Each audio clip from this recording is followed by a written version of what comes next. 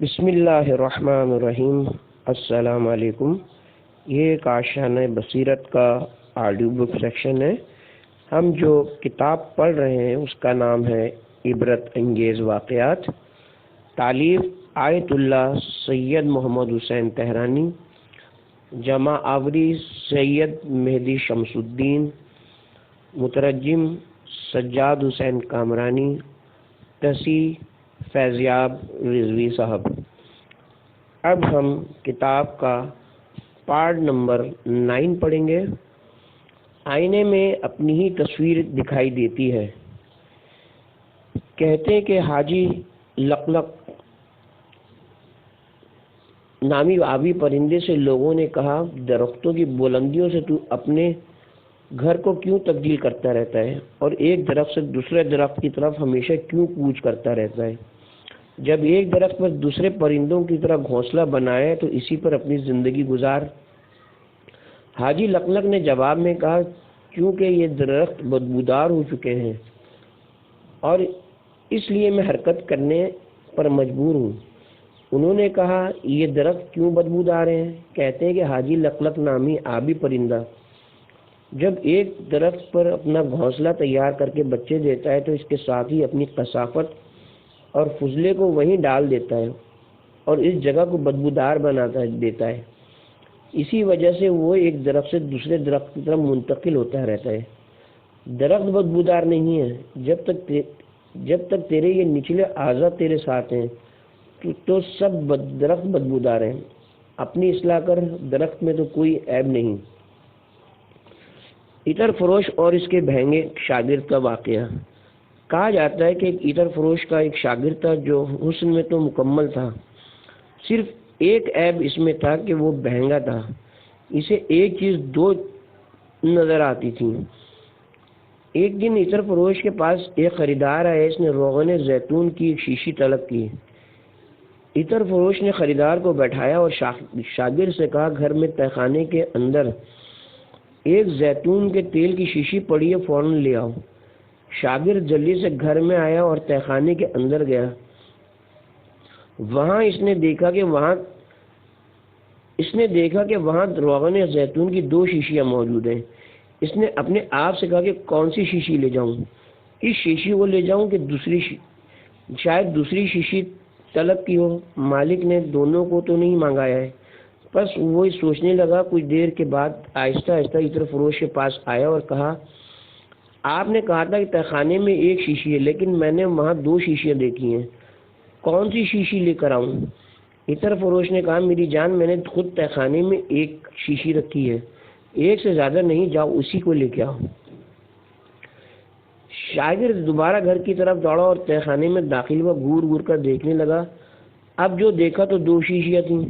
جتنا بھی آنکھوں کو صاف کیا اور پھر جو نگاہ کی تو 2 ہی تھیں۔ 2 ہونے میں شک کی کوئی بھی جگہ نہیں تھی۔ وہ دوسری بار عطر فروش کے پاس آیا اور کہا، میں نے بہت غور سے دیکھا ہے کہ 2 ہی ہیں۔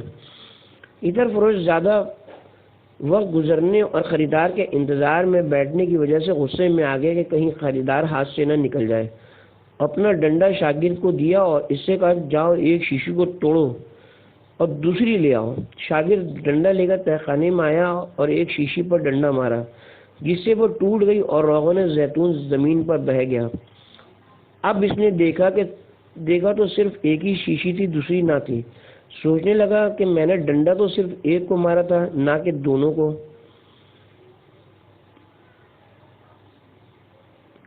میں نے ایک کو کیسے ڈنڈا مارا اور کہ دونوں ٹوٹ گئیں؟ یہاں اسے اپنا عیب معلوم ہوا کہ حقیقت میں صرف ایک ہی شیشی تھی۔ میں آنکھ کے گوشے سے دوسری خیالی شیشی دیکھ رہا تھا۔ ایک حقیقی شیشی تھی اور اس کے ساتھ دوسری باطل اور وہمی تھی۔ اب میں نے خیالی شیشی کو نہیں توڑا بلکہ حقیقت میں اس شیشی کو توڑ دیا ہے۔ کوئی دوسری شیشی اصل میں نہیں ہے۔ اگر یہ شاگرد چاہتا تھا کہ حقیقی شیشی کو رہنے دے اور باطل و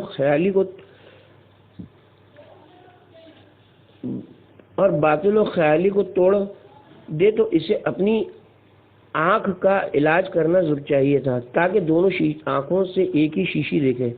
جب ایک دیکھتا تو خیالی خود بخود ٹوٹ جاتی، بس خیالی شیشی کو آنکھ کے علاج سے توڑا جا سکتا ہے، نہ کہ ڈنڈا مارنے سے۔ ڈنڈا مار کے اس نے حقیقی شیشو کو توڑ دیا۔ بعد میں شاگرد اپنے عیب کی طرف متوجہ ہوا کہ بہنگا پن ہی اس کا عیب ہے۔ اس طرح وہ سوچنے لگا کہ استاد کے پاس کیسے جائے اور کیسے اسے واقعے کے بارے میں آگاہ کرے اور اس عیب کو کیسے اس کے سامنے بیان کرے۔ پس شرمندگی کی وجہ سے جنگل کا رخ کیا اور فرار ہو گیا۔ خدا کا مضبوط قلعہ۔ اسحاق بن راہویہ نے روایت کی کہ جب امام علی رضا علیہ السلام نیشا پور میں مقیم تھے اور مامون کے پاس جانے لگے تو میں اور آپ کے دوسرے اصحاب امام علی رضا علیہ السلام کے گرد جمع ہو گئے اور ان سے عرض کیا، اے فرزند رسول، آپ جانے والے ہیں، اس وقت اپنے جد امجد کی کوئی حدیث ہمارے لیے بیان فرمائیں کہ جس سے ہم بہرہ مند ہوں۔ اس وقت امام اپنی اماری میں بیٹھے ہوئے تھے اور روانہ ہونے والے تھے۔ امام نے اپنا سر اماری سے باہر نکالا اور فرمایا، میں نے اپنے باپ موسیٰ بن جعفر سے اور انہوں نے اپنے باپ جعفر بن محمد سے اور انہوں نے اپنے باپ محمد بن علی سے اور انہوں نے اپنے باپ علی بن حسین سے اور انہوں نے اپنے باپ حسین بن علی سے اور انہوں نے اپنے باپ علی ابن ابی طالب سے اور انہوں نے رسول اللہ صلی اللہ علیہ وسلم سے اور انہوں نے جبرائیل امین سے جبریل امین سے سنا کہ جبریل نے کہا، میں نے اللہ سبحانہ و تعالی سے سنا ہے کہ لا الہ الا اللہ میرا قلعہ ہے اور جو بھی اس قلعے میں داخل ہو گیا وہ میرے عذاب سے محفوظ ہو گیا۔ ابھی حضرت امام علی رضا علیہ السلام کی سواری چند قدم ہی چلی تھی کہ پھر امام نے سواری کو روکا اور فرمایا،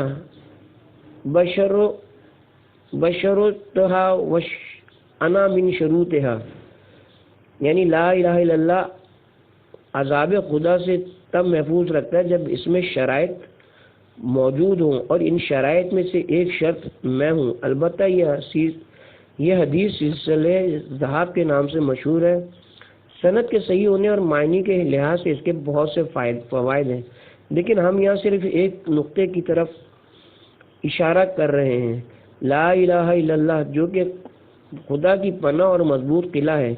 اس سے مراد یہ کہ جو بھی توحید کی وادی میں داخل ہو تو وہ خدا کے عذاب سے محفوظ ہوگا، اور اس توحید کی وادی میں وارد ہونے کا مطلب خدا کی ذات سے ارتباط پیدا کرنا ہے جو اس پر منکشف ہوگا اور تمام عالم کو توحید کی نظر سے دیکھے گا، کیونکہ روایت میں یہ نہیں ہے کہ جو زبان سے کہے لا الہ الا اللہ، بلکہ خود لا الہ الا اللہ جو کہ نفس توحید ہے عذاب خدا سے محفوظ رکھتا ہے، نہ کہ صرف لا الہ الا اللہ کہنا، اگرچہ صرف لا الہ الا اللہ کہنے سے بھی بلا شک فائدہ ہوتا ہے۔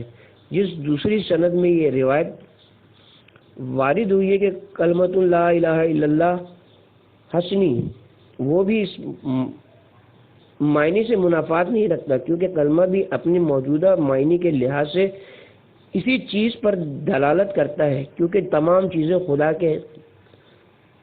خدا کے کلمات ہیں۔ وہ شخص جو تمام موجودات کو کلمہ اور کلام خدا دیکھتا ہے اور جانتا ہے کہ اس سے بھی ارتباط ذات خدا کا پہلو نکلتا ہے، کیونکہ ولایت کے ساتھ ربط و اتصال کے بغیر کوئی شخص مقام توحید کو حاصل نہیں کر سکتا اور خدا کی ذات اور اسماء و صفات کی حقیقت کو درک نہیں کر سکتا۔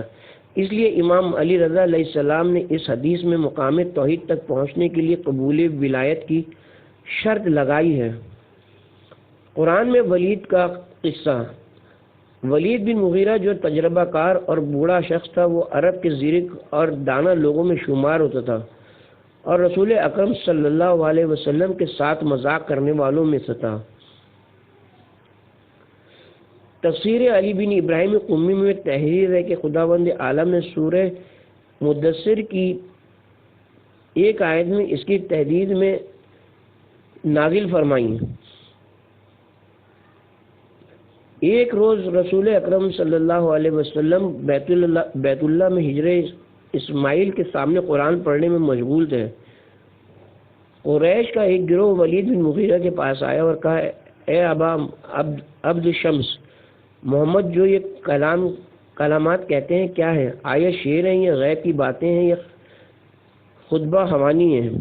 ولید نے ان سے کہا کہ مجھے کچھ مہلت دیں تاکہ خود ان کا کلام سنوں۔ اس بنا پر وہ رسول اکرم کے نزدیک آیا اور کہا اے محمد مجھے اپنے اشعار میں کچھ میرے سامنے پڑھو۔ رسول اکرم صلی اللہ علیہ وسلم نے فرمایا یہ کلمات شعر نہیں بلکہ خدا کا کلام ہے جس کو ملائکہ، انبیاء اور خدا کے بھیجے ہوئے افراد نے پسند کیا ہے۔ ولید نے کہا اس کا کچھ حصہ میرے سامنے پڑھو۔ اللہ کے رسول نے سورہ حامیم سجدہ کو پڑھنا شروع کیا یہاں تک کہ اس آیت تک پہنچے، پس اے محمد پھر اگر اس پر بھی کفار آپ سے منہ پھیریں تو کہہ دو کہ میں تم کو ایسی بجلی گرنے کی سزا سے، گرنے کے عذاب سے ڈراتا ہوں جیسے قوم عاد اور قوم سمود کی بجلی کی کڑک۔ ان آیات کو سننے سے ولید کا بدن کانپنے لگا اور اس کے سر اور چہرے کے بال سیدھے ہو گئے۔ وہ وہاں سے سیدھا اپنے گھر آیا اور قریش کے نزدیک نہ گیا۔ قریش کی ایک جماعت ابو جہل کے پاس آئی اور کہا اے ابو حکم ابا عبد الشمس یعنی ولید محمد کے دین کی طرف راغب ہو گیا ہے، کیا تو نہیں دیکھتا کہ اس کے بعد ہمارے پاس نہیں آیا؟ ابو جہل وہاں سے اٹھا اور ولید کے پاس آیا اور کہا اے چچا جان، آپ نے ہماری عزت کو تباہ کر دیا، ہمارے سر کو شرم سے جھکا دیا، ہمارے دشمنوں کو ہم پر ہنسایا اور محمد کے دین کو قبول کر لیا۔ ولید نے کہا میں دین محمد کی طرف مائل نہیں، لیکن ان کی اہم گفتگو کو سنا جس سے میرا بدن کانپنے لگا۔ ابو جہل نے کہا کیا ان کی گفتگو خطبہ خوانی ہے؟ کیا ان کی گفتگو خطبہ خوانی ہے؟ ولید نے کہا نہیں، یہ خطابت نہیں، کیونکہ خطابت ایک دوسرے سے متصل کلام ہوتا ہے، بلکہ یہ نثری کلام ہے کہ بعض جملے بعض سے مشابہت نہیں رکھتے ہیں۔ ابو جہل نے کہا کیا اس کا کلام اشعر ہے؟ کیا اس کا کلام شعر ہے؟ ولید نے کہا نہیں، میں نے عرب کے اشعار سنے ہیں اور اشعار کے وزن و قافیے سے بھی واقف ہوں، محمد کا کلام شعر بھی نہیں۔ ابو جہل نے کہا تو پھر کس قسم کا کلام ہے؟ ولید نے کہا مجھے اپنے حال پر رہنے دو تاکہ اس بارے میں کچھ سوچ لوں۔ جب دوسرا دن ہوا تو ابو جہل نے ولید سے کہا محمد کی گفتار کے بارے میں جو بحث ہوئی اور جسے مکمل چھوڑ دیا تھا، اب اس کے متعلق کیا کہتے ہو؟ ولید نے کہا جادو ہے، چونکہ صرف ان کی گفتگو سننے سے لوگوں کے دل ان کی طرف مائل ہو جاتے ہیں۔ اس حال میں سورہ مدثر کی آیات رسول اللہ پر نازل ہوئی، یعنی اس شخص کو چھوڑ دو کہ اسے میں نے اکیلا پیدا کیا۔ ولید کو وحید کا نام دیا گیا تھا، اس کی وجہ یہ تھی کہ اس نے قریش سے کہا تھا کہ 1 سال تک خانہ کعبہ کے پردے کی ذمہ داری کا ذمہ لیتا ہوں اور اس کو میں تنہا مہیا کروں گا اور تم سب مل کر 1 سال کا ذمہ لو۔ ولید کے پاس بہت سا مال تھا اور کافی باغات تھے، اس کے 10 بیٹے مکے میں تھے اور 10 غلاموں کا مالک تھا کہ ہر ایک کے پاس 1000 دینار سونے کے تھے جن کے ساتھ وہ ولید کے لیے تجارت کرتے تھے، یعنی اس قدر اس کے پاس سونا تھا جس سے بیل کی کھال بھری جا سکتی تھی۔ خداوند عالم نے آیت ذری و من خلقت وحدن اس کے بارے میں نازل کی۔ تفسیر قمی صفحہ نمبر 702۔ سورہ مدثر کی یہ آیات ولید کے بارے میں نازل ہوئی۔ اس سورہ میں سے 11ویں سے لے کر 30ویں آیت تک یہاں ذکر کرتے ہیں اس شخص کو چھوڑ دو کہ میں نے اسے اکیلا پیدا کیا اور اسے بہت سا مال دیا اور نظر کے سامنے رہنے والے بیٹے دیا اور اسے ہر طرح کے سامان کی وسعت دی، پھر اس پر بھی وہ طمع کرتا لگتا ہے کہ میں اور بڑھا دوں، اور یہ ہرگز نہ ہوگا۔ یہ تو میری آیتوں کا دشمن تھا اور اپنے عناد کی وجہ سے فخر کرتا ہے، میں عنقریب اسے سخت عذاب میں مبتلا کروں گا۔ پھر اس نے آیات قرآن میں فکر اور تجویز کی، یعنی قرآن کی تردیب اور اس کے معنی میں تقدیم و تاخیر کر کے اپنے مطلب کو حاصل کرنے کے لیے ناپ تول اور اندازہ لگانے شروع کی ہے۔ پھر بھی اس نے اپنی فکر اور تجویز کے نتیجے سے مطلب حاصل کیا تاکہ قرآن کے ساتھ دشمنی رکھنے والوں کی خوشنودی حاصل ہو۔ بقول معروف آیا کی تحقیر کرنے کے بعد کہ آیا یہ شعر ہے، یہ کہانت ہے، یہ سابقہ لوگوں کے قصے اور افسانے ہیں، یا یہ بے فائدہ باتیں ہیں؟ آخر اپنی فکر اور تجویز کی بنا پر یہ نقطہ پیش کیا کہ یہ جادو ہے جس سے جادوگر لوگوں کے دلوں پر اپنا اثر ڈالنے، شوہر اور بیوی، مرد اور اس کے خاندان اور بیٹوں کے درمیان میں انتشار پیدا کرنے کے لیے کرتے ہیں۔ اسی طرح پر قرآن جادو ہے جو لوگوں کے دلوں میں اثر کرتا ہے اور ان کو اپنے معنی اور اپنی باریکیوں کی طرف جذب کرتا ہے۔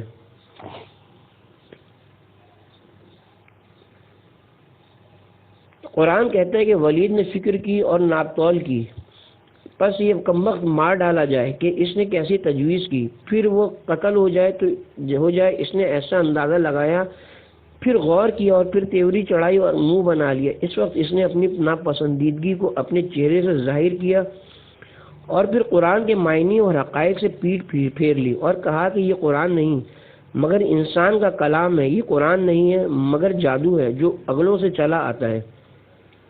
خداوند عالم نے فرمایا عنقریب میں اسے جہنم میں جھونک دوں گا۔ اے ہمارے رسول، آپ جانتے ہیں کہ جہنم کیا ہے؟ وہ نہ باقی رکھے گی اور نہ چھوڑے گی، اور بدن کو جلا کر سیاہ کر دے گی، اور اس پر 19 فرشتے معین ہیں، 19 ملائکہ جہنم کے محافظ ہیں۔ ابن عباس سے مروی ہے کہ جب آیت یعنی جہنم کے 19 محافظ ہیں نازل ہوئی تو ابو جہل قریش کے ایک گروہ کے پاس آیا اور عذرائے مذاق کہا، تمہاری مائیں تمہارے ماتم میں بیٹھے، میں نے سنا ہے کہ ابن ابی قبصہ جس سے اس کی مراد رسول اللہ تھے کہتے ہیں کہ جہنم کے موکل اور محافظ 19 افراد ہیں اور تم ایک بڑی جماعت ہو، آیا تمہارے 10 افراد طاقت نہیں رکھتے کہ مل کر ان پر حملہ کر دیں اور خازن نے جہنم کے ایک فرد پر ٹوٹ پڑے اور اس سے سختی سے گرفتار کر لیں، اور جہنم جس کے بارے میں محمد کہتے ہیں ان 19 افراد سے خالی کر دیں۔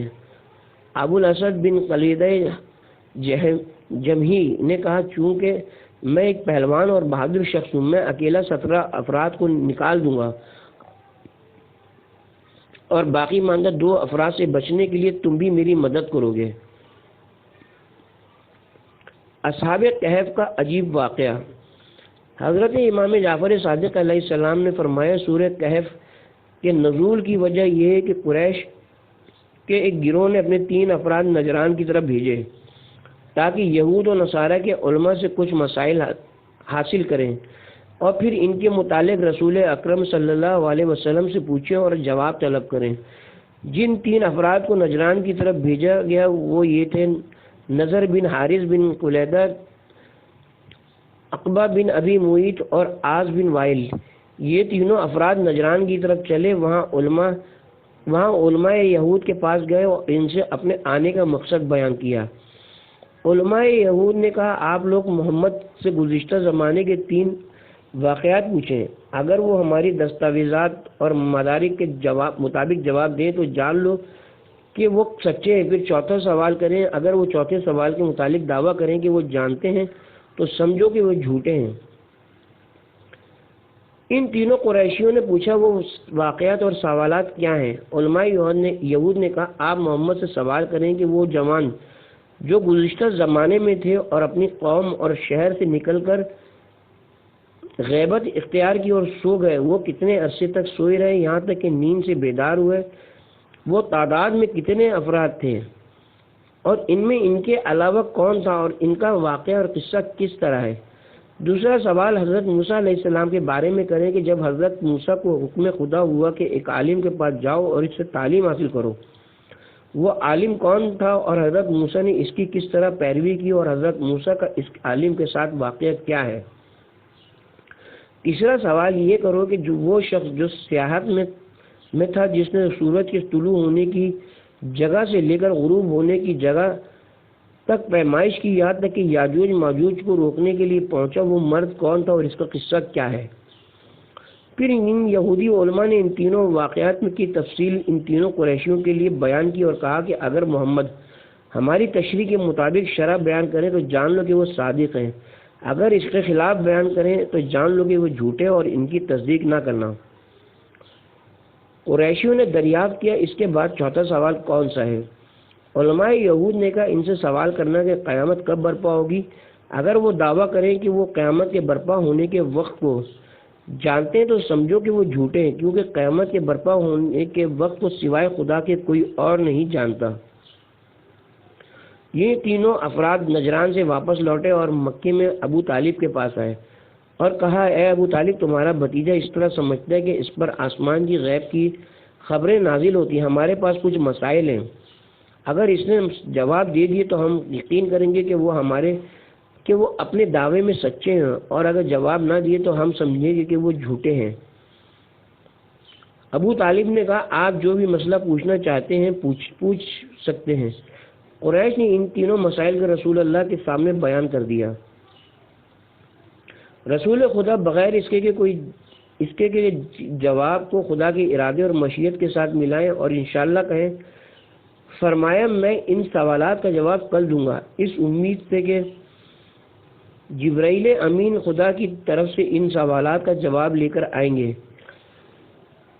اس حال میں 40 روز تک وحی کا سلسلہ منقطع رہا، یہاں تک کہ اللہ کے رسول پریشان اور غمگین ہو گئے۔ وہ صحابہ جو رسول اکرم صلی اللہ علیہ وسلم کے ہمراہ تھے شک و شبے میں پڑ گئے۔ ابو طالب کا بھی غم و اندوہ بڑھ زیادہ ہو گیا۔ قریش خوش ہوئے اور پیغمبر خدا اور مومنین کے ساتھ مذاق کرنے لگے۔ جب 40 روز مکمل ہو گئے تو پیغمبر اکرم پر سورہ کہف نازل ہوئی۔ رسول اکرم نے جبرائیل سے پوچھا کہ آپ نے تاخیر کیوں کر دی؟ ان سوالات کے جواب میں بہت دیر ہو چکی ہے۔ تو جبرائیل نے عرض کیا کہ میں خدا کی اجازت کے بغیر نیچے آنے کی طاقت نہیں رکھتا۔ اس دوران خدا عالم نے یہ آیات بھیجی ہیں۔ اس کے بعد اصحاب کہف کے قصے کو رسول اکرم کے سامنے بیان کیا۔ امام جعفر صادق علیہ السلام نے فرمایا اصحاب کہف ظالم و جابر بادشاہ دقیانوس کے زمانے میں تھے، جو لوگوں کو بت پرستی پر مجبور کرتا تھا اور جو بھی اس کی دعوت کو قبول نہ کرتا وہ قتل کر دیتا تھا۔ یہ جوان لوگ با ایمان اور خدائے واحد و یکتا کی عبادت کرنے والے تھے۔ بادشاہ نے شہر کے دروازے پر دربان معین کر رکھے تھے کہ جو شخص شہر سے باہر نکلے پہلے بتوں کو سجدہ کرے۔ جب ان لوگوں نے یہ کیفیت دیکھی اور اپنے آپ کو ہر طرح سے مجبور پایا تو آخر ایک دن شکار کے بہانے چپکے سے باہر نکلے۔ جب آبادی سے دور ہوئے تو ایک چرواہے پر نظر پڑی۔ ان لوگوں نے اس کو ہدایت کر کے اپنا ساتھی بنانا چاہا، مگر اس چرواہے نے ان کی دعوت کو قبول نہ کیا، مگر اس کے کتے نے ان کی دعوت کو قبول کیا اور ان کے ساتھ ہو لیا۔ حضرت امام جعفر صادق علیہ السلام نے فرمایا کہ حیوانات میں سے 3 حیوان جنت میں داخل ہوں گے۔ ان میں ایک بلم باور کا گدھا، دوسرا حضرت یوسف کا بھیڑیا اور تیسرا اصحاب کہف کا کتا۔ غرض اصحاب کہف شکار کے بہانے سے شہر سے باہر نکلے، چونکہ بادشاہ کے آئین کی وجہ سے خوف میں مبتلا تھے۔ جیسی ہی رات ہوئی وہ ایک غار میں داخل ہوئے اور ان کے کتے نے بھی ان کی مائیت کی۔ خداوند عالم نے ان پر نیند کو طاری کیا جیسا کہ ارشاد خداوندی ہے۔ وہ غار میں آرام سے گہری نیند سو گئے، یہاں تک کہ وہ ظالم اور سرکش بادشاہ ہلاک ہو گیا اور اس کی مملکت کے تمام افراد بھی مر گئے اور ان کا زمانہ بھی گزر گیا اور ان کی جگہ دوسرے لوگ آ گئے۔ اس دوران اصحاب کہف نیند سے بیدار ہوئے اور ایک دوسرے سے پوچھا کہ ہمیں سوئے ہوئے کتنا عرصہ گزر گیا۔ دوسروں نے سورج کی طرف نگاہ کی تو سورج سر پر تھا، لہذا انہوں نے جواب میں کہا کہ ہمارے یہاں قیام اور سونا ایک دن یا اس سے کچھ کم تھا۔ پھر اپنے ایک آدمی کو کہا کہ پیسے لو اور شہر سے ہمارے لیے کھانا لے آؤ اور چپکے سے جاؤ تاکہ تم کو کوئی پہچان نہ سکے۔ اگر شہر والوں نے ہمیں پہچان لیا اور ہمارے حالات سے مطلع ہو گئے تو ضرور ہمیں قتل کر دیں گے یا ہمیں اپنے آئین اور دین میں داخل کر لیں گے۔ وہ شخص کھانا خریدنے کے لیے شہر کی طرف روانہ ہوا۔ اس شخص نے ان شہر والوں کو نہ پہچانا کیونکہ اس نے دیکھا کہ شہر کے لوگ پہلے لوگوں کے علاوہ ان کی عادات سابقہ لوگوں کے خلاف ہیں اور ان کی زبان و کلام سے بھی وہ واقف نہ تھا اور شہر والے بھی اس کی زبان سے بے خبر تھے۔ لوگوں نے اس سے پوچھا کہ کہ تو کون ہے اور کہاں سے آیا ہے۔ اس شخص نے اپنے واقعے سے ان لوگوں کو آگاہ کیا، اس واقعے کے بارے میں بادشاہ کو آگاہ کیا کہ بادشاہ اپنے تمام اراکین مملکت کے ساتھ اس واقعے کی حقیقت جاننے کے لیے شہر سے باہر نکلا، اور وہ شخص بھی ان کے ہمراہ تھا، یہاں تک کہ غار تک پہنچے۔ انہوں نے چاہا کہ غار میں داخل ہوں اور حقیقت حال سے باخبر ہوں، سوائے اس ایک آدمی کے جو خود اصحاب کہف میں تھا۔ کوئی بھی غار میں داخل ہونے پر قادر نہ ہوا، اسی لیے انہوں نے ان کی تعداد کے بارے میں اختلاف کیا۔ بعض نے کہا کہ ان کی تعداد 3 تھی اور چوتھا ان میں کتا تھا، بعض نے کہا کہ ان کی تعداد 5 تھی اور چھٹا ان میں کتا تھا، اور بعض نے کہا کہ ان کی تعداد 7 تھی اور 8واں ان میں کتا تھا۔ الغرض جب وہ ایک شخص داخل ہوا تو اس نے دیکھا کہ اس کے ساتھی غار میں خوف کے مارے کانپ رہے ہیں، اور انہوں نے یہ خیال کیا کہ جنہوں نے غار کے دروازے پر اجتماع کیا وہ سب ظالم و سرکش بادشاہ دقیانوس کے ساتھی ہیں اور ہمیں قتل کرنا چاہتے ہیں۔ ان کے ساتھی نے انہیں مطمئن کیا کہ ایسا نہیں ہے، بلکہ دقیانوس اور اس کے تمام اہل شہر مر چکے ہیں اور یہ دوسرے لوگ ہیں۔ اس طرح خداوند عالم نے ان لوگوں کے لیے اپنی توحید کی نشانیوں میں سے ایک نشانی قرار دیا اور ماد اور روز ماد پر ان کو سچا شاہد مقرر کیا۔ اس حال میں سب رونے لگے اور خدا سے درخواست کی کہ دوبارہ ان پر نیند کو غالب کر دے، پس اللہ تعالیٰ نے ان کی دعا کو قبول کیا اور وہ دوبارہ سو گئے۔ چونکہ اس زمانے کا بادشاہ مومنین میں سے تھا، اس نے کہا بہتر یہ ہے کہ اس جگہ ایک مسجد تعمیر کی جائے، کیونکہ اصحاب کہف سب مومن تھے، تاکہ لوگ ان کی اور مسجد کے لیے کی زیارت کے لیے آئیں۔ اصحاب کہف سال میں 2 مرتبہ پہلو تبدیل کرتے ہیں، 6 مہینے دائیں پہلو پر سوتے ہیں اور 6 مہینے بائیں پہلو پر سوتے ہیں، اور ان کا کتا مستقلاً ان کی تابعداری میں ہے کہ اپنے دونوں پاؤں غار کے دہانے پر پھیلائے بیٹھا ہے۔ علامہ طباطبائی اس روایت کو نقل کرنے کے بعد کہتے ہیں کہ یہ روایت متن کے نقطۂ نظر سے اس مقام پر وارد ہونے والی واضح ترین روایت اور شک و شبہ سے بھی بعید ہے، لیکن اس کے ساتھ ہی یہ روایت اس چیز پر دلالت کرتی ہے کہ جن لوگوں نے اصحاب کہف کی تعداد میں اختلاف کیا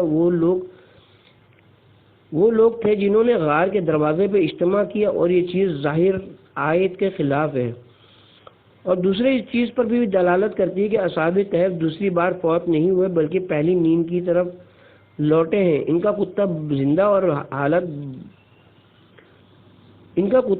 حالت خواب میں ہے، اور اصحاب کہف ہر سال ایک پہلو سے دوسرے پہلو کی طرف منتقل ہوتے رہتے ہیں اور اب بھی اسی حیثیت اور کیفیت کے ساتھ غار میں ہیں، لیکن فی الحال ہمیں اس غار کے بارے میں علم نہیں ہے جس میں وہ اس حیثیت کے ساتھ سوئے ہوئے ہیں۔ اب ہم چند لحاظ سے اس واقعے اور قصے کو ختم کرتے ہیں۔ نمبر 1، کہف کسی شگاف اور سوراخ کو کہتے ہیں جو پہاڑ میں ہو اور غار سے کشادہ ہو کہ انسان اور حیوان اچھے طریقے سے اس میں قیام کر سکیں اور زندگی گزار سکیں، اور رقیم مرقوم کے معنی میں استعمال ہوتا ہے، جیسے جری مجرو کے معنی میں استعمال ہوتا ہے۔ اصحاب کہف کو اصحاب رقیم کہنے کی علت یہ ہے کہ یا تو ان کے نام تانبے یا سونے کی تختی پر نقش کر کے بادشاہ کے خزانے میں نصب کیے گئے، یا پھر اس کی وجہ یہ کہ ان کے نام غار پر نقش کیے گئے، اس لیے ان کو اصحاب کہف اور اصحاب رقیم کہتے ہیں۔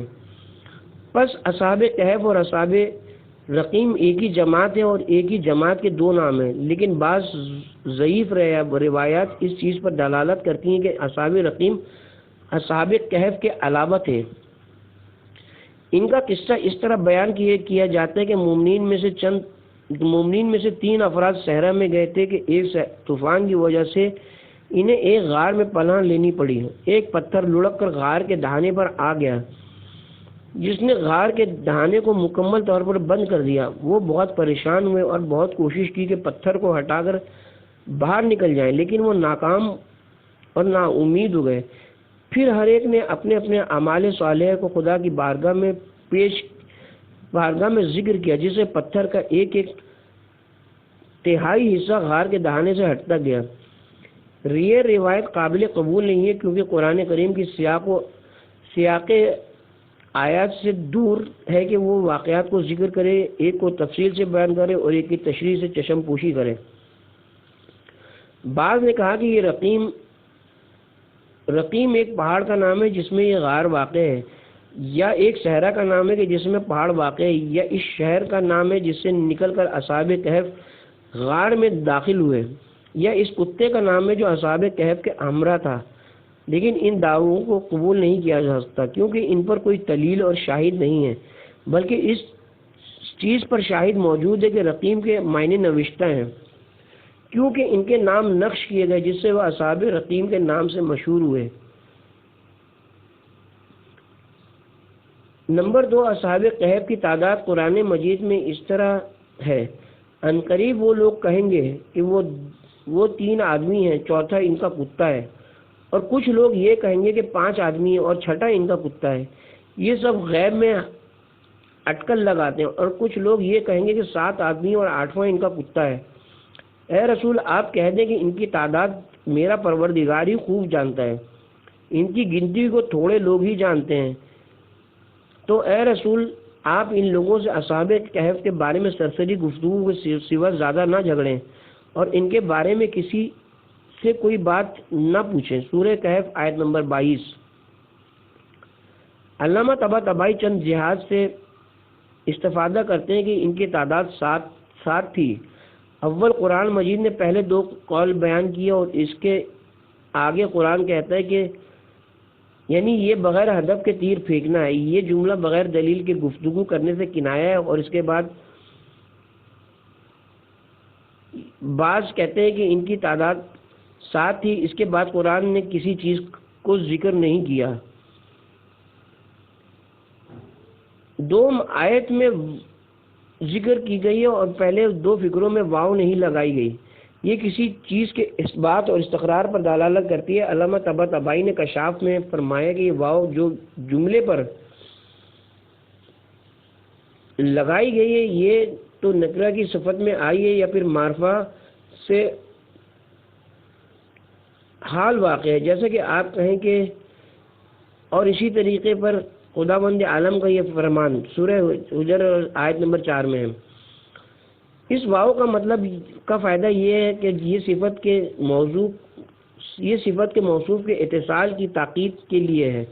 اس چیز پر دلالت کرتی ہے کہ موصوف کا اس صفت کے ساتھ متصف ہونا ثابت اور استقراری ہے، اور یہ واو اعلان کرتی ہے کہ وہ لوگ جو کہتے ہیں کہ ان کی تعداد 7 تھی اور 8واں ان میں کتا تھا، یہ بات انہوں نے اطمینان دل کے لیے کہی ہے اور گمان و قیاس پر اکتفا کیا ہے، جس طرح ان کے علاوہ دوسروں نے گمان پر عمل کیا۔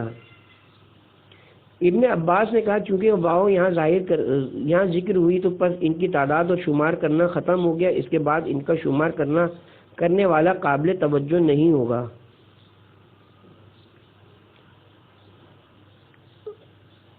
قطع اور یقین کی بنا پر ثابت ہوا کہ ان کی تعداد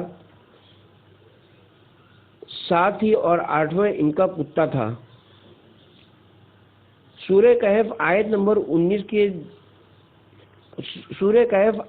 19 اس امر پر دلالت کرتی ہے۔ خداوند عالم نے ان کو بیدار کیا۔ ایک شخص نے ان سے پوچھا تم اس غار میں کتنی مدت ٹھہرے؟ تو انہوں نے کہا 1 دن یا اس سے بھی کم۔ انہوں نے کہا کہ جتنی دیر تم غار میں ٹھہرے اس کو تمہارا خدا بہتر جانتا ہے، کیونکہ یہاں 2 گفتگوؤں کی فائل 2 جماعتیں ہیں اور جماعت 3 افراد سے کم نہیں ہوتی، بس مجموعہ ان 2 جماعتوں کا اس سوال کرنے والے ایک آدمی کے ساتھ 7 آدمی سے کم نہیں ہو سکتے۔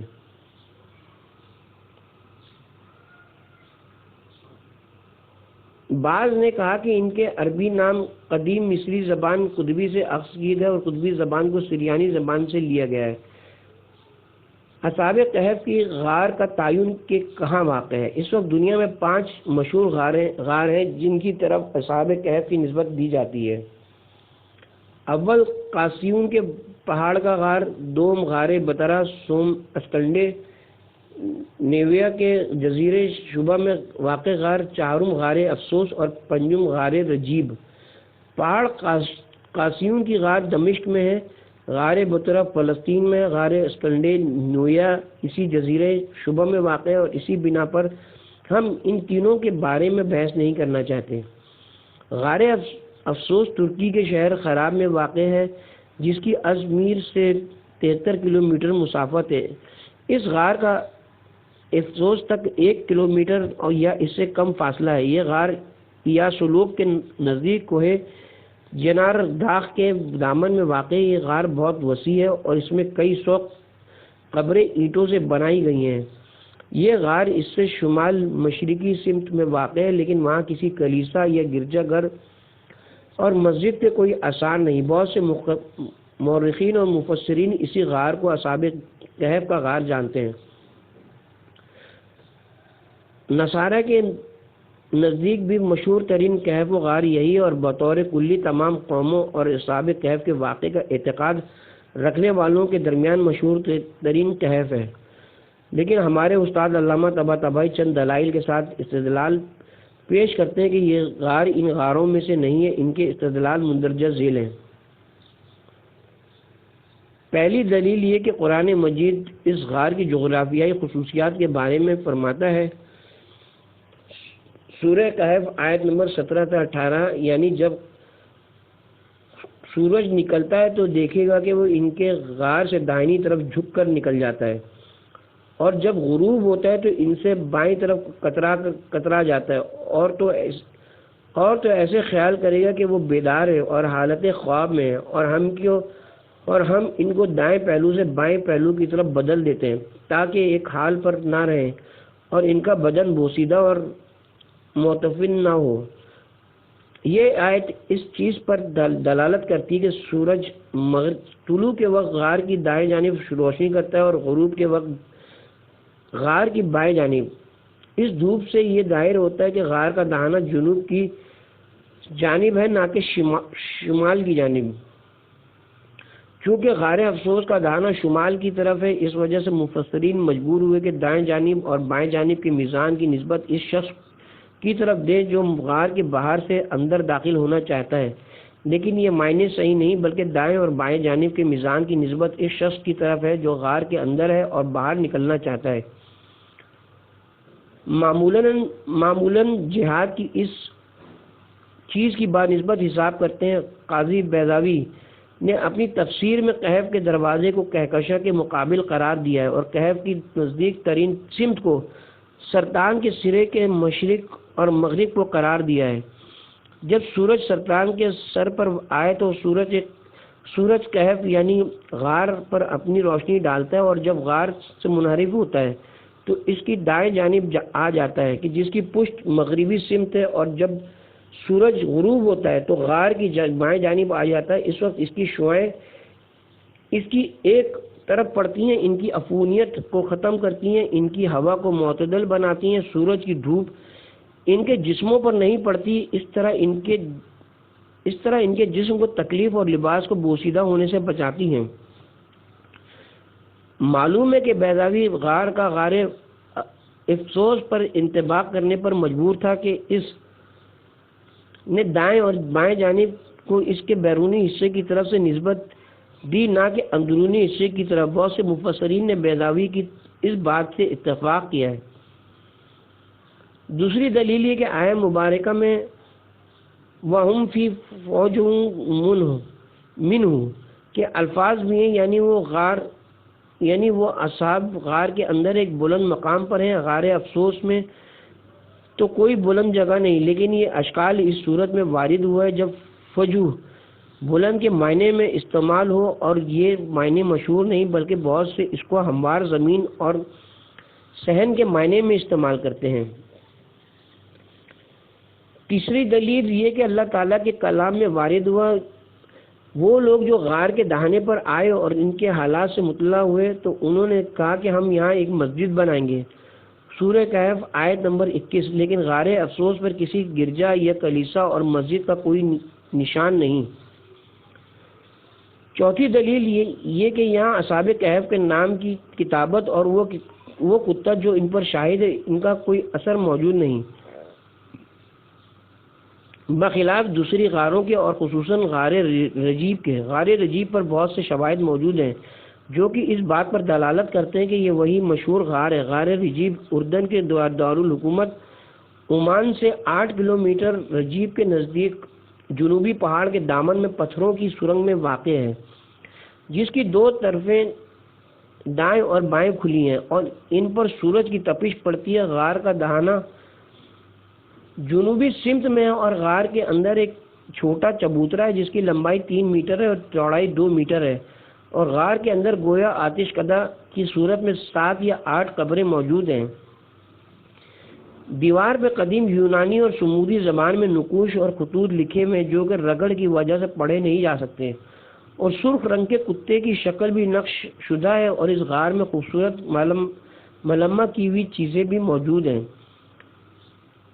اس غار کے اوپر بیزنطیہ گرجا کے آثار موجود ہیں اور بادشاہ جو ستنیوس کے زمانے کے کچھ سکے اور باقی چیزیں بھی ظاہر ہوئی ہیں، جس بادشاہ کا زمانہ حکومت 418 سے 427 عیسوی تھا۔ علاوہ ازیں باقی آثار بھی موجود ہیں جو کہ اس چیز پر دلالت کرتے ہیں کہ مسلمانوں کے تسلط اور غلبے کے بعد اس گرجے کو ایک مسجد میں تبدیل کیا گیا، جس کے محراب، مقام مؤذن اور مقام وضو کے نشانات موجود ہیں۔ یہ غار بے توجہی کی نظر رہا اور زمانہ گزرنے کے ساتھ ساتھ خراب اور منہدم ہو گیا، یہاں تک کہ اردن کی حکومت کے محکمہ آثار قدیمہ نے سرنگیں کھودنے والوں کی مدد سے یہ دریافت کیا کہ یہ وہی غار ہے جس کا ذکر قرآن مجید میں موجود ہے۔ مسلمانوں کی بھی بعض روایات مذکورہ غار رجیب پر دلالت کرتی ہیں جو عمان میں ہے۔ یاقوت ہمونی نے معجم البدان میں لکھا ہے کہ رقیم ایک بستی کا نام ہے جو کہ عمان کے نزدیک ہے، اور مسلمانوں کی کچھ روایات اس امر پر دلیل کرتی ہیں کہ مذکورہ غار عمان میں ہے۔ عمان کا شہر فلاڈیلفیا کے شہروں میں سے ایک ہے جو کہ اس وقت مشہور ترین اور خوبصورت ترین شہروں میں سے تھا۔ اسلام سے پہلے اس پر حکومت روم کا تسلط تھا، لیکن پہلی ہجری صدی کے اوائل میں مسلمانوں نے اس کو فتح کیا اور مقدس اراضی پر قبضہ کر لیا۔ حق یہ ہے کہ اس غار کے مشخصات مذکورہ غار سے مطابقت رکھتے ہیں جس کا ذکر قرآن مجید میں ہے، بنسبت دوسری غاروں کے جن کا ذکر کتب تاریخ میں موجود ہے۔ پانچویں دلیل یہ کہ اصحاب کہف کس زمانے میں تھے۔ تقریباً تمام مفسرین کا اتفاق ہے کہ اصحاب کہف کا واقعہ روم کے طاقتور بادشاہ دقیوس کے زمانے میں ہوا، جس کی حکومت کا دورانیہ 249 سے 251 عیسوی کے درمیان ہے، یا پھر اصحاب کہف کا واقعہ روم کے دوسرے طاقتور بادشاہ دقیانوس کے زمانے میں پیش آیا، جس کی حکومت کا زمانہ 285 سے 305 عیسوی کے درمیان ہے۔ اسی معنی کا مسیحیوں نے دعویٰ کیا اور وہ اس کے قائل ہے کہ یہ حکام دین مسیح کے سخت مخالف تھے اور عیسائیوں پر ظلم و ستم کرتے تھے، موحد اور توحید پرست افراد کو طرح طرح کی تکالیف اور اذیتیں دیتے اور انہیں بھوکا پیاسے رکھتے تھے، لیکن اس مطلب کو قبول نہیں کیا جا سکتا کیونکہ سریانیوں میں سے پہلا شخص جس نے اصحاب کہف کے واقعے کو اپنی کتاب میں لکھا ہے جیمس سرن، جو کہ 521 عیسوی میں فوت ہو گیا۔ یہ کتاب اس نے 474 عیسوی میں تالیف کی تھی۔ آیت قرآنی کے مطابق اصحاب کہف 390 سال سوئے رہے، اور چونکہ قرآن مجید کے قمری سال ہیں، اگر قمری سالوں کا شمسی سالوں کے ساتھ جو فرق ہے، اس مدت میں 9 سال کو 300 سے قصر کیا جائے تو ان کی غار میں مدت قیام 300 سال بن جائے گی۔ چونکہ روم میں شمسی مہینے استعمال ہوتے ہیں تو ضروری ہے کہ غار میں اصحاب کہف کا ٹھہرنا دقیوس یا دقیانوس کے زمانے کے قریب زیادہ نزدیک ہو۔ لیکن مسیح ایک طرف سے قرآن کریم کے قائل نہیں ہیں تو دوسری طرف سے اصحاب کہف کے بیدار ہونے کے بعد زمانے کو صالح سیود وسیوس بادشاہ کے زمانے میں جانتے ہیں کہ جس کا زمانہ حکومت 408 سے 451 ہجری تک ہے۔ اس بنا پر اصحاب کہف کے غار میں ٹھہرنے کی مدت کو دقیوس کے زمانے تک 200 سال یا اس سے کم خیال کرتے ہیں۔ رفیق وفا دجانی نے کتاب اکتشاف کہف اہل الکہف میں جو کہ 1964 میں شائع ہوئی لکھا ہے کہ جس بادشاہ کے زمانے میں اصحاب کہف غائب ہوئے وہ دقیانوس یا دقیوس نہ تھا بلکہ تراجان بادشاہ تھا کہ جس نے سال 98 سے 117 عیسوی تک روم پر حکومت کی۔ تراجان نے سال 112 عیسوی میں شاہی فرمان صادر کیا تھا کہ جو بھی عیسائی شخص خدا واحد کی عبادت کرے گا اسے حکومت کا قائل شمار کیا جائے گا اور قتل کر دیا جائے گا۔ اگر فرض کریں کہ اصحاب کہف اسی سال غار کے اندر داخل ہوئے تو